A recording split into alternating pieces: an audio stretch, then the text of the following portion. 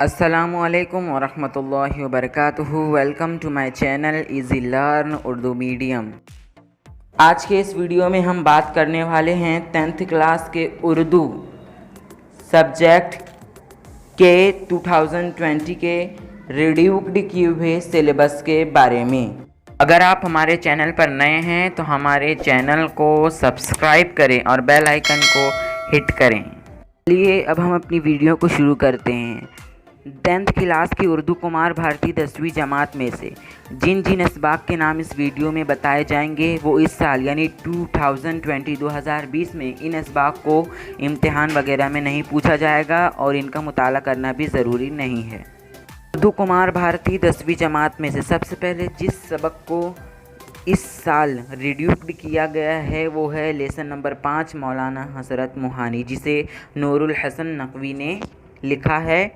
اس سبق کو بھی اس سال نہیں کرنا ہے اور اس سال یہ امتحان میں بھی نہیں پوچھا جائے گا۔ اب آگے سبق نمبر 8 جلتے پروں سے اڑان، جس کے مصنف سعید رشید ہیں۔ جی ہاں، اسے بھی اس سال نہیں پڑھنا ہے۔ اب اس کے آگے سبق نمبر 10 بادشاہ عقل و دل، جس کے مصنف ملا وجھی ہیں۔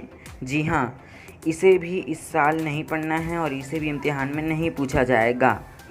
اب تک آپ کو جن اسباق کے نام بتائے گئے ہیں وہ حصہ سبق میں سے تھے۔ اب حصہ نظم میں سے جن کو ریڈیوک کیا گیا ہے ان کے نام۔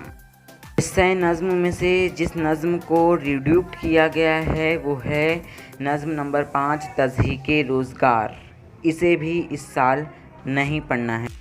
اگلی نظم نمبر 7 چلو کہ آج، جس کے شاعر ہیں اختر الایمان، اس کو بھی اس سال نہیں پڑھنا ہے۔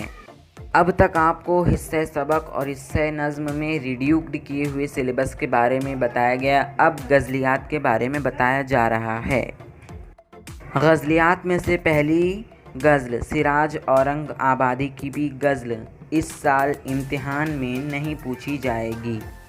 اسی طریقے سے غزل نمبر 3، غزل نمبر 6، غزل نمبر 8 کو بھی نہیں پڑھنا ہے اور اسے بھی امتحان میں نہیں پوچھا جائے گا۔ حصہ رباعیات میں بھی سے 2 رباعیات کو ریڈیوک کیا گیا ہے جنہیں ہمیں اس سال نہیں پڑھنا ہے۔ رباعیات نمبر 1 اور رباعیات نمبر 4 کشن پرساد شاد جمیل مظہری کے بھی رباعیات کو نہیں پڑھنا ہے۔ آپ کو بتا دیں کہ حصہ قطعات میں سے پورے قطعات، چاروں قطعات کو اس سال نہیں پڑھنا ہے۔ اور جن لوگوں نے میرا یہ ویڈیو پورا دیکھا اس کے لیے بہت بہت شکریہ، اور اس ویڈیو کو لائک اور کمنٹ ضرور کریں اور ہمارے channel easy learn Urdu medium کو سبسکرائب کریں۔